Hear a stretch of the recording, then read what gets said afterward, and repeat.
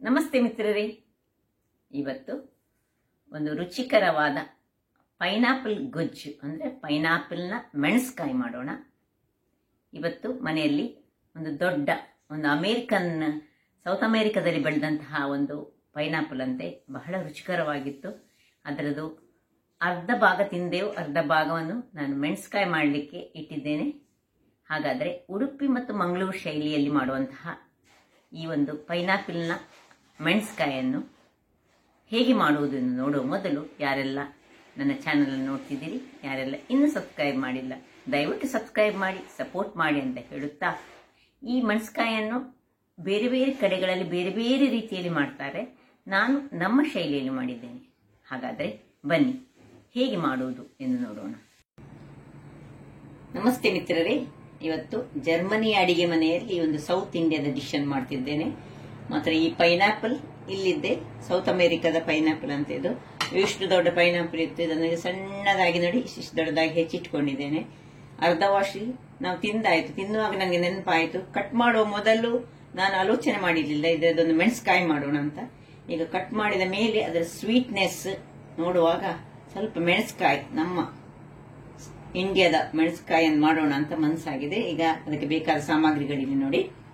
ಒಂದು ಬೌಲ್ನಷ್ಟು ಈ ಪೈನಾಪಲ್ ಹೋಳುಗಳನ್ನು ಇಷ್ಟು ದೊಡ್ಡ ಕಟ್ ಮಾಡಿದ್ದೇನೆ. ಒಂದು ಲಿಂಬೆ ಗಾತ್ರದ ಹುಳಿಯನ್ನು ನೀರಿನಲ್ಲಿ ಹಾಕಿಟ್ಟಿದ್ದೇನೆ. ಇಲ್ಲೀಗ ಸ್ವಲ್ಪ ಕೋಲ್ಡ್ ಇರುವ ಕಾರಣ ಗಟ್ಟಿ ಆಗ್ತದೆ ಹುಳಿಗಳೆಲ್ಲ. ಅದಕ್ಕೆ ಸರಿಯಾಗಿ ಅದನ್ನು ಸ್ವಲ್ಪ ನೀರಿನಲ್ಲಿ ಒಂದು ಅರ್ಧ ಗಂಟೆ ಆದ್ರೂ ಹಾಕಿಟ್ಟುಕೊಳ್ಬೇಕಾಗ್ತದೆ. ಮತ್ತೆ ಒಂದು 6-7 ಚಮಚಗಳಷ್ಟು ತೆಂಗಿನ ತುರಿ ತೆಗೆದುಕೊಂಡಿದ್ದೇನೆ. ನಿಮ್ಮ ಹತ್ರ ಡೆಸಿಕೇಟೆಡ್ ತೆಂಗಿನ ತುರಿ ಇದ್ರೆ ಸಹ ನಡೀತದೆ. ಇಲ್ಲಿ ಬ್ಯಾಡಿಗೆ ಮೆಣಸು ಇಲ್ಲ ನನ್ನ ಹತ್ರ. ಬರುವಾಗ ಅದನ್ನು ಮರೆತು ಬಿಟ್ಟೆ ತರಲಿಕ್ಕೆ. ಇಲ್ಲಿ ಇಂಥ ಮೆಣಸು ಸಿಗ್ತದೆ ಅಂತೆ, ಕಾಶ್ಮೀರಿ ಮೆಣಸು ಅಂತ ಹೇಳಿ ಸಿಗ್ತದೆ. ಈಗ ನಾನು ಇದ್ದದ್ರಲ್ಲೇ ಅಚಾನಕ್ ಆಗಿ ಒಂದು ಡಿಸೈಡ್ ಮಾಡಿದಂತಹ ಒಂದು ರೆಸಿಪಿ. ಆದ್ರಿಂದಾಗಿ ಈ ಒಂದು ಮೆಣಸನ್ನು ತೆಗೆದುಕೊಂಡಿದ್ದೇನೆ. 4-5 ತೆಗೆದುಕೊಂಡಿದ್ದೇನೆ. ಬ್ಯಾಡಿಗೆ ಮೆಣಸು ಆದ್ರೆ ಒಂದು 6-7 ತೆಗೆದುಕೊಂಡ್ರೆ ಸಹ ಕಲರ್ ಬಹಳ ಚೆನ್ನಾಗಿ ಬರ್ತದೆ. ಮತ್ತೆ ಅದು ಅಷ್ಟು ಖಾರ ಇರೋದಿಲ್ಲ, ಇದು ಸ್ವಲ್ಪ ಖಾರ ಇರ್ತದೆ. ಸ್ವಲ್ಪ ಒಗ್ಗರಣೆ ಸೊಪ್ಪು ಇಲ್ಲಿ ನೋಡಿ, ಒಂದು 4 ಟೀ ಸ್ಪೂನ್ನಷ್ಟು ಎಳ್ಳು ತೆಗೆದುಕೊಂಡಿದ್ದೇನೆ, ಬಿಳಿ ಎಳ್ಳು. ಕಪ್ಪೆಳ್ಳು ಸಹ ನಡೀತದೆ. ಇಲ್ಲಿ 1 ಸ್ಪೂನ್ನಷ್ಟು ಜೀರಿಗೆ, ಒಂದು 10 ಸ್ಪೂನಷ್ಟು ಮೆಂತೆ ತೆಗೆದುಕೊಂಡಿದ್ದೇನೆ. 2 ಸ್ಪೂನಿನಷ್ಟು ಅಂದ್ರೆ ಟೀ ಸ್ಪೂನ್ ಆದ್ರೆ 4 ಟೀ ಸ್ಪೂನ್ನಷ್ಟು ಎಷ್ಟು ಎಳ್ಳು ತೆಗೆದುಕೊಂಡಿದ್ದೇನೆ ಅಷ್ಟೇ ಉದ್ದಿನ ಬೇಳೆ. ಮತ್ತೊಂದು 5-6 ಕಾಳುಗಳಷ್ಟು ಒಳ್ಳೆ ಮೆಣಸು ಅಂದ್ರೆ ಪೆಪರ್ಕಾರ್ನ್ಸ್. ಇಲ್ಲಿ ಸ್ವಲ್ಪ ತೆಂಗಿನ ಎಣ್ಣೆ ತೆಗೆದುಕೊಂಡಿದ್ದೇನೆ. ಇಲ್ಲಿ ಹಳದಿ ಸ್ವಲ್ಪ.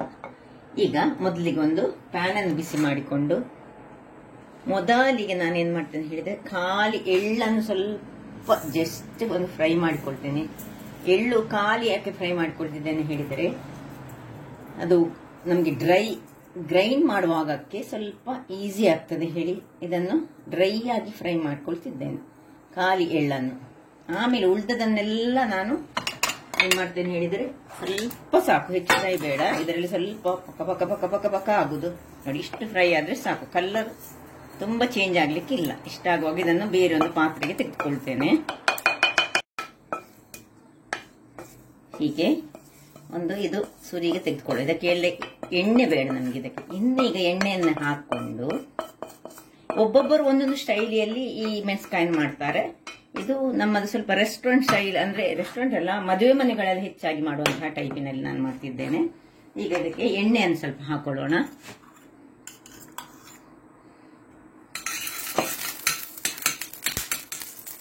ಎಣ್ಣೆಯನ್ನು ಹಾಕೊಂಡು ಸುರಿಗೆ ನಾವು ಈ ಮೆಂತೆ, ಕರಿಮೆಣಸು ಹಾಕೊಂಡು ಸ್ವಲ್ಪ ಫ್ರೈ ಮಾಡ್ಕೊಳ್ಳೋಣ. ಸ್ವಲ್ಪ ಉರಿ ಸ್ವಲ್ಪ ಸಣ್ಣದಿರಲಿ. ಅದರೊಟ್ಟಿಗೆ ಉಳಿದ ವಸ್ತುಗಳನ್ನು ಸಹ ಹಾಕೊಳ್ಳೋಣ. ಉರಿ ಸಣ್ಣದಿರ್ಬೇಕು, ಇಲ್ಲದಿದ್ದರೆ ಕರಟಬಾರ್ದು. ಇದು ಅಷ್ಟೇ ಅದರಲ್ಲಿ ಇರೋದು. ಇದು ಕರಟಿದ್ರೆ ನಮ್ಮದು ಇದರದ್ದು ಇದು ಹೋಯ್ತು. ನಮಗೆ ಈ ಗ್ಯಾಸ್ನಲ್ಲಿ ಮಾಡಿದವರಿಗೆ ಸಾಕು. ಇಷ್ಟ ಆಗುವಾಗ ಈ ಮೆಣಸನ್ನು ಹಾಕೊಳ್ಳೋಣ. ಇದಕ್ಕೆ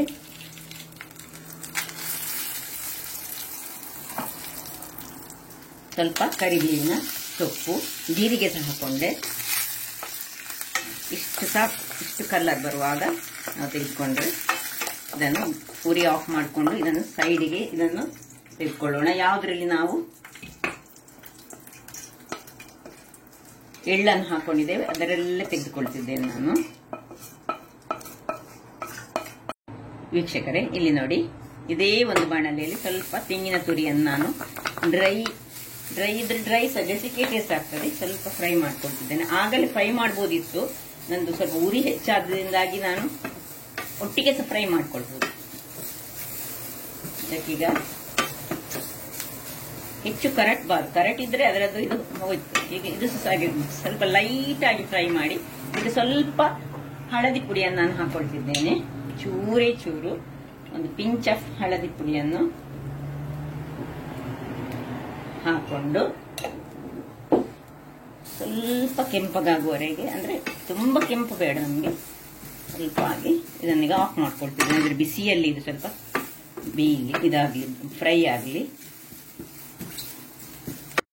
ಈಗ ಎಲ್ಲ ಮಸಾಲೆಗಳನ್ನು ಇದರೊಟ್ಟಿಗೆ ಹಾಕೊಂಡು ಇದನ್ನು ಸ್ವಲ್ಪ ತಣ್ಣಗಾಗ್ಲಿಕ್ಕೆ ನಾನು ಬಿಡ್ತೇನೆ. ಇದು ಇಲ್ಲಿ ತಣ್ಣಗಾಗ್ಲಿ. ಈಗ ಇದೇ ಒಂದು ಗ್ಯಾಸ್ನಲ್ಲಿ ನಾನೊಂದು ಪಾತ್ರೆಯನ್ನು ಇಟ್ಕೊಂಡಿದ್ದೇನೆ. ಸಣ್ಣಗೆ ಉರಿ ಉಂಟು. ಆ ಸಣ್ಣ ಉರಿಗೆ ನಾವಿಲ್ಲಿ ನೋಡಿ, ಇದು ಹುಳಿಯ ನೀರು, ಹುಳಿಯನ್ನು ಚೆನ್ನಾಗಿ ಕಿವುಚಿಕೊಂಡು ಇದರಲ್ಲಿ ಹಾಕೊಳ್ಳೋಣ. ಈಗ ನಾನು ಆಗ ತೋರಿಸುವಾಗ ನಿಮಗೆ ಬೆಲ್ಲವನ್ನು ಮರೆತೆ, ಬೆಲ್ಲ ಬೇಕು, ಬೆಲ್ಲ ವೆರಿ ಇಂಪಾರ್ಟೆಂಟ್. ಉಪ್ಪು, ಹುಳಿ, ಖಾರ, ಇದು 2-3ರ ಮಿಶ್ರಣವೇ ಈ ಒಂದು ಮೆಣಸಿನಕಾಯಿಯ ಎಲ್ಲವನ್ನು ಸಹ ನೋಡಿ. ಹುಳಿಯ ಒಳ್ಳೆ ನೀರು ನಮಗೆ ತುಂಬಾ ಒಂದಿಷ್ಟು ದೊಡ್ಡ ಗಾತ್ರದ ಹುಳಿಯ ನೀರು ನಮಗೆ ಅಗತ್ಯ ಉಂಟು. ವೀಕ್ಷಕರೇ, ಪುನೊಮ್ಮೆ ಸ್ವಲ್ಪ ನೀರನ್ನು ಒಂದು ಬೌಲು ಇದರಲ್ಲಿ ನೀರು ಹಾಕೊಂಡೆ ನಾನು, ಹುಳಿ ಕಿವುಚಿದ್ದು. ಪುನಃ ಈ ಹುಳಿಯನ್ನು ಸ್ವಲ್ಪ ಕಿವುಚಿಕೊಂಡು ನೋಡಿ, ಎಷ್ಟು ಕಿವುಚಲಿಕ್ಕೆ ಆಗ್ತದೆ ಅಷ್ಟು ಕಿವುಚಿಕೊಂಡು ಹುಳಿಯ ನೀರನ್ನು ನಾವು ಇದಕ್ಕೆ ಹಾಕೊಳ್ಳೋಣ. ಇನ್ನೀಗ ಈ ಹುಳಿಯ ನೀರಿಗೆ ನಾವು ನೋಡಿ, ಈ ಸ್ಪೂನ್ನಲ್ಲಿ ಇದು ಬೆಲ್ಲ ಮಸ್ಟ್ ನಮಗೆ ಬೇಕೇ ಬೇಕು. ಈ ಒಂದು ಮೆಣಸಿನಕಾಯಿಗೆ ಬೆಲ್ಲ ಇರದಿದ್ರೆ ಆಗುದಿಲ್ಲ. ನಾನು ಇದರಲ್ಲಿ 3 ಸ್ಪೂನ್ಗಳಷ್ಟು ಬೆಲ್ಲವನ್ನು ಹಾಕೊಳ್ತಿದ್ದೇನೆ. ನೀವು ಬೇಕಿದ್ರೆ ಸ್ವಲ್ಪ ಕಡಿಮೆ ಹಾಕೊಳ್ಬಹುದು, ಬಟ್ ಬೆಲ್ಲ ಹಾಕ್ಲೇ ಬೇಕಾಗ್ತದೆ. ಇನ್ನು ಇದನ್ನು ಸ್ವಲ್ಪ ಹೀಗೆ ತಿರುಗಿಸಿಕೊಂಡು ಒಂದು ಕುದಿ ಬರ್ಲಿಕ್ಕೆ ಬಿಡೋಣ. ಇದಕ್ಕೆ ಮುಚ್ಚಳವನ್ನು ಮುಚ್ಚಿ ಒಂದು ಸ್ವಲ್ಪ ಕುದಿಸ್ಕೊಳ್ಳೋಣ. ವೀಕ್ಷಕರೇ, ಇಲ್ಲಿ ನೋಡಿ, ಇದು ಕುದೀತಾ ಬಂತು. ಈಗ ಇದು ಕುದೀತಾ ಬರುವಾಗ ನಾವು ಇಲ್ಲಿ ಏನ್ ಮಾಡ್ಬೇಕು ಹೇಳಿದ್ರೆ, ಈ ಒಂದು ಪೈನಾಪಲ್, 1 ಬೌಲ್ನಷ್ಟು ಪೈನಾಪಲ್ ಅನ್ನು ಇದಕ್ಕೆ ಹಾಕೊಳ್ಳೋಣ. ಹಾಕೊಂಡು ಇದು ತಿರುಗಿಸಿಕೊಳ್ಳೋಣ. ತಿರುಗಿಸಿಕೊಂಡು ಎಷ್ಟು ರುಚಿಗೆ ತಕ್ಕಷ್ಟು ಉಪ್ಪು, ಇದು ಹುಳಿ ಉಪ್ಪು ಆದ್ರಿಂದಾಗಿ ನಾನು ಸ್ವಲ್ಪ ಹೆಚ್ಚು ಅಂತ ಕಾಣಬಹುದು ನಿಮಗೆ. ನಾವು ಕಲ್ಲುಪ್ಪು ಹಾಕುವವರಿಗೆ ಸ್ವಲ್ಪ ಈ ಹುಳಿ ಉಪ್ಪು ಹಾಕುವಾಗ ಸ್ವಲ್ಪ ಹೆದರಿಕೆ ಆಗ್ತದೆ. ಇಲ್ಲಿ ನೋಡಿ, ಇದು ಚೆನ್ನಾಗಿ ತಿರುಗಿಸಿಕೊಳ್ಳಿ. ಇಲ್ಲಿ ನಿಮ್ಗೆ ಬೇಕಿದ್ರೆ 2 ಎಳೆಯಷ್ಟು, 1 ಎಳೆಯಷ್ಟು ಈ ಕರಿಬೇವಿನ ಸೊಪ್ಪು ಹಾಕೊಳ್ಬಹುದು, ಅಗತ್ಯ ಇಲ್ಲ. ಮತ್ತೆ ನಾವು ಒಗ್ಗರಣೆ ಕೊಡುವಾಗ ಹಾಕೊಂಡ್ರೆ ಆಗ್ತದೆ. ಈಗ ಮುಚ್ಚಿ ಇದು ಒಳ್ಳೆ ಒಂದು 5ರಿಂದ 6 ನಿಮಿಷಗಳ ಕಾಲ ಬೇಯಬೇಕು. ಇದರಲ್ಲಿ ಹುಳಿ ಮತ್ತು ಉಪ್ಪು, ಸಿಹಿ 2 ಸಹ ಸೇರಿಕೊಂಡು ಅದನ್ನು ಎಳೆದುಕೊಳ್ಬೇಕು. ಇದಿಲ್ಲಿ ಕುದಿತಾ ಇರುವಾಗ ಇಲ್ಲಿ ನಾವೇನ್ ಮಾಡುವ, ಈ ಮಸಾಲೆಯನ್ನು ರೆಡಿ ಮಾಡುವ. ಇಲ್ಲಿ ನಿಮ್ಗೆ ಯಾರಿಗೆ ಖಾರ ತುಂಬಾ ಬೇಕು ಅವರು ಸ್ವಲ್ಪ ಹೆಚ್ಚು ಮೆಣಸನ್ನು ಯೂಸ್ ಮಾಡಬಹುದು.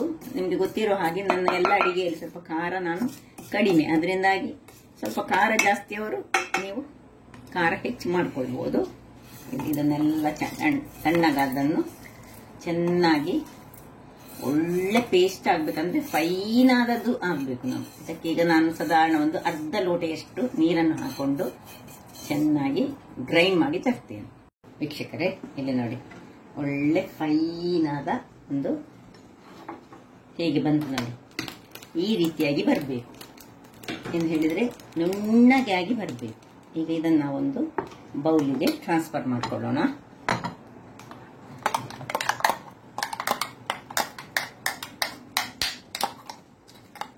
ಕಲ್ಲ ನಿಮಗೆ ಸ್ವಲ್ಪ ಕಮ್ಮಿ ಅಂತ ಆದ್ರೆ ಅಥವಾ ನಿಮಗೆ ಖಾರ ಕಡಿಮೆ ಅಂತ ಇದ್ರೆ ಸ್ವಲ್ಪ ನಾನು ಹೇಳಿದ ಹಾಗೆ ನೀವು ಇದಕ್ಕೆ ಸ್ವಲ್ಪ ನೀರನ್ನು ಸಹ ಹಾಕೊಂಡು ನಾನು ಇದನ್ನು ಇನ್ನೊಮ್ಮೆ ಇದರಲ್ಲಿ ಸ್ವಲ್ಪ ಇದರಲ್ಲಿದ್ದದನ್ನು ಹಾಕೊಳ್ಳೋಣ. ಇನ್ನು ನೀರು ಸ್ವಲ್ಪ ಬೇಕಾಗಿತ್ತು ನಮಗೆ, ತುಂಬಾ ದಪ್ಪಸ ಮಾಡಲಿಕ್ಕೆ ಅಲ್ಲ. ಇಲ್ಲಿ ಇದು ಬೇಯ್ತಾ ಉಂಟು ನೋಡಿ, ಬೇಯಿ. ವೀಕ್ಷಕರೇ ನೋಡಿ, ಇದು ಒಳ್ಳೆ ಬೆಂದಿದೆ, ನಿಮಗೆ ಗೊತ್ತಾಗ್ತದೆ ಬೆಂದ ಅನಾನಸ್ ಹೇಗೆ ಆಗಿದೆ ಅಂತ. ಇಷ್ಟು ಬೆಂದ ಮೇಲೆ ಇಲ್ಲಿ ಉಪ್ಪು ಮತ್ತು ಸಿಹಿ ಹೇಗುಂಟಂತ ಒಮ್ಮೆ ಚೆಕ್ ಮಾಡ್ಕೊಳ್ಳೋಣ. ಕರೆಕ್ಟ್ ಆಗಿದೆ. ಈಗ ಈ ನಮ್ಮ ಗ್ರೈಂಡ್ ಮಾಡಿದಂತಹ ಇದನ್ನು ಇದಕ್ಕೆ ಸೇರಿಸ್ಕೊಳ್ಳೋಣ.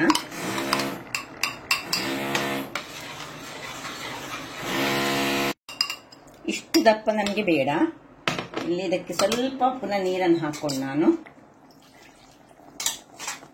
ಇನ್ನು ಒಂದು ಒಳ್ಳೆ ಕುದಿ ಬರಬೇಕಿದು. ಒಳ್ಳೆ ಕುದಿ ಬರುವವರೆಗೆ ಇಟ್ಕೊಳ್ಳೋಣ. ಮುಚ್ಚಿಕೊಂಡು ಇಟ್ಕೊಳ್ತೇನೆ. ವೀಕ್ಷಕರೇ, ಇದು ಕುದಿತಾ ಇರುವಾಗ ಒಮ್ಮೆ ಸೌಟನ್ನು ಹಾಕೊಳ್ಬೇಕು. ಈ ತುಂಡು ತಳೆ ಹಿಡಿಯದ ಹಾಗೆ ನಾವು ನೋಡ್ಕೊಳ್ಬೇಕು. ನೋಡಿ, ಇದು ಚೆನ್ನಾಗಿ ಬಂದಿದೆ. ಕಲರ್ ಮಾತ್ರ ಸ್ವಲ್ಪ ಬ್ಯಾಡಿಗೆ ಮೆಣಸು ಹಾಕಿದ್ರೆ ಸ್ವಲ್ಪ ಬೇರೆ ಕಲರ್ ಬರ್ತದೆ, ಈ ಮೆಣಸು ಹಾಕಿದ್ರೆ ಬೇರೆ ಕಲರ್ ಬರ್ತದೆ. ಅದೇ ನನ್ನ ಬ್ಯಾಡಿಗೆ ಮೆಣಸೇ ಬಹಳ ಒಳ್ಳೇದು. ವೀಕ್ಷಕರೇ, ಇದು ನೋಡಿ ಒಳ್ಳೆ ಕುದಿತಾ ಉಂಟು.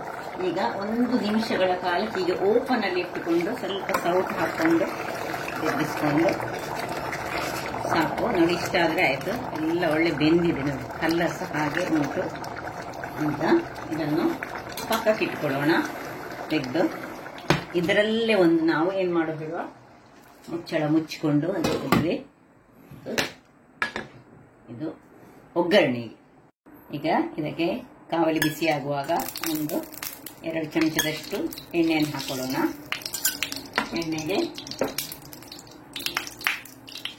ಸಾಸಿವೆ, ಜೀರವನ್ನು ನಾವು ಆಗಲೇ ಹಾಕೊಂಡಿದ್ದೇವೆ, ಅದರಿಂದಾಗಿ ಜೀರದ ಅಗತ್ಯ ಇಲ್ಲ. ಸ್ವಲ್ಪ ಸಾಸಿವೆ ಸಿಡಿಯುವಾಗ ಅದಕ್ಕೆ ಕರಿಬೇವಿನ ಸೊಪ್ಪು ಹಾಗೆ ಸ್ವಲ್ಪ ಹಿಂಗನ್ನು ಹಾಕೊಳ್ತಿದ್ದೇನೆ. ಸಾಕು. ಇಷ್ಟು ಆದ ಮೇಲೆ ಇದನ್ನು ಜಸ್ಟ್ ಇದಕ್ಕೆ ತೆಗೆದು ರೆಡಿ ಆಯ್ತು. ವೀಕ್ಷಕರೇ ನೋಡಿ, ಈಗ ಸರ್ವಿಂಗ್ ಟೈಮ್. ಇನ್ನು ರುಚಿಕರವಾದ ನಮ್ಮ ಸೌತ್ ಇಂಡಿಯನ್ ಸ್ಟೈಲ್ ಮೆಣಸ್ಕಾಯಿ ರೆಡಿಯಾಗಿದೆ. ನಾವೆಲ್ಲ ಈ ಫಂಕ್ಷನ್ಗಳಲ್ಲಿ ಇಂಥದನ್ನು ತಿಂತೇವೆ, ನಮಗೆ ಬಹಳ ಖುಷಿ ಆಗ್ತದೆ ಅದು ತಿನ್ನುವಾಗ. ಆದರೆ ಅಲ್ಲೆಲ್ಲ ಒಂದೊಂದು ಸೌಟ್ ಹಾಕ್ತಾರೆ. ನಮಗೆ ತುಂಬ ತಿನ್ಬೇಕಂತ ಇದ್ರೆ ನಮ್ಮ ಮನೆಗಳಲ್ಲಿ ಹೀಗೆ ಮಾಡಿ ಎಷ್ಟು ಬೇಕಿದು ಅನ್ನಕ್ಕೆ ಸಾಕ್ತದೆ, ಚಪಾತಿಗೆ ಯಾವುದಕ್ಕೆ ಇದು ಸೂಟ್ ಆಗುವಂತಹದ್ದು.